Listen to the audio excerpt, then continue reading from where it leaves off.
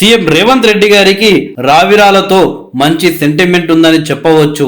రేవంత్ రెడ్డి గారు ఏ కార్యక్రమం మొదలు పెట్టినా కానీ రావిరాల నుండే మొదలు పెడుతూ వస్తుంటారు. రేవంత్ రెడ్డి గారికి పిసిసి బాధ్యతలు రాకముందు వర్కింగ్ ప్రెసిడెంట్ గా ఉన్న సందర్భంలో ఎన్నో రోజులుగా పాదయాత్ర చేయాలి అని కాంగ్రెస్ అధిష్టానాన్ని కోరినప్పటికీ అధిష్టానం పర్మిషన్ ఇవ్వకపోవడం, అప్పుడు రాష్ట్రంలో ఉన్న కొందరు నేతలు అడ్డుపడడం ఇలా జరిగిపోయాయి.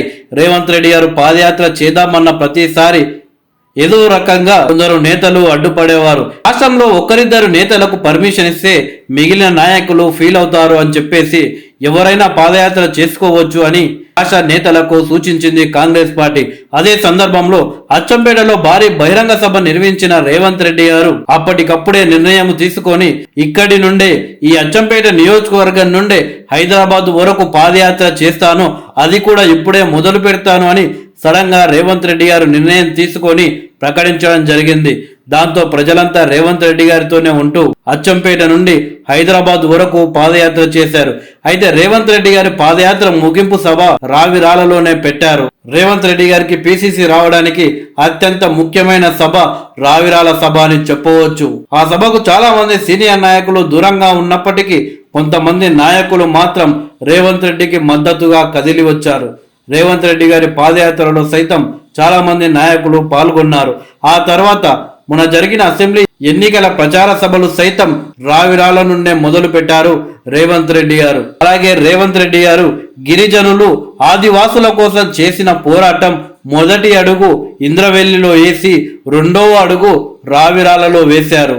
ఇంద్రవెల్లి భారీ బహిరంగ సభ ఏ విధంగా ప్రభంజనం సృష్టించిందో ప్రత్యేకంగా చెప్పనక్కర్లేదు.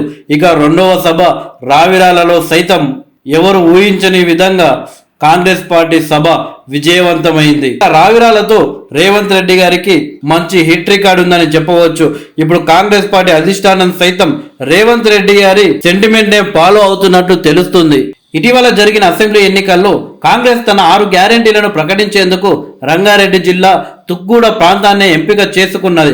గత ప్రభుత్వం ఈ సభకు ఎన్ని అడ్డంకులు సృష్టించినా కానీ టీపీసీసీ రేవంత్ రెడ్డి చొరవతో సభ సక్సెస్ అయ్యేలా వ్యూహాలు అమలు చేశారు. గతేడాది సెప్టెంబర్ 15న మీటింగ్ ను నిర్వహించారు. ఏకంగా సోనియా గాంధీ చేతుల మీదుగా 6 గ్యారెంటీలను ప్రకటించారు.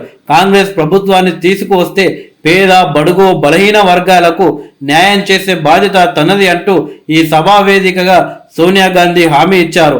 ఆ తర్వాత కాంగ్రెస్ కు అనుకూలమైన ఫలితాలు వచ్చాయి. తద్వారా ప్రభుత్వం ఏర్పడింది. తెలంగాణలో కాంగ్రెస్ ప్రభుత్వం ఏర్పడిన తర్వాత హైకమాండ్ లో మరింత నమ్మకం పెరిగిపోయింది. దేశంలోనూ పవర్లోకి వస్తామని బలంగా నమ్ముతున్నారు. దీంతో సోనియా గాంధీ ఆదేశాల మేరకు మళ్లీ తుక్కుగూడలోనే భారీ బహిరంగ సభను నిర్వహించాలి అని కాంగ్రెస్ పార్టీ ముందుకు సాగుతుంది. అయితే ఈ రావిరాల సభలోనే తెలుగులో ఏఐసిసి మేనిఫెస్టో రిలీజ్ చేయడానికి ప్లాన్ చేస్తున్నట్టు తెలుస్తుంది. వచ్చే నెల ఫస్ట్ వీక్ లో భారీ బహిరంగ సభ నిర్వహించాలి అని కాంగ్రెస్ పార్టీ ఆలోచిస్తుంది. ఇక ఈ యొక్క సభకు రాహుల్ గాంధీ, ప్రియాంక గాంధీతో పాటు అగ్ర నేతలు రానున్నట్టు తెలుస్తుంది.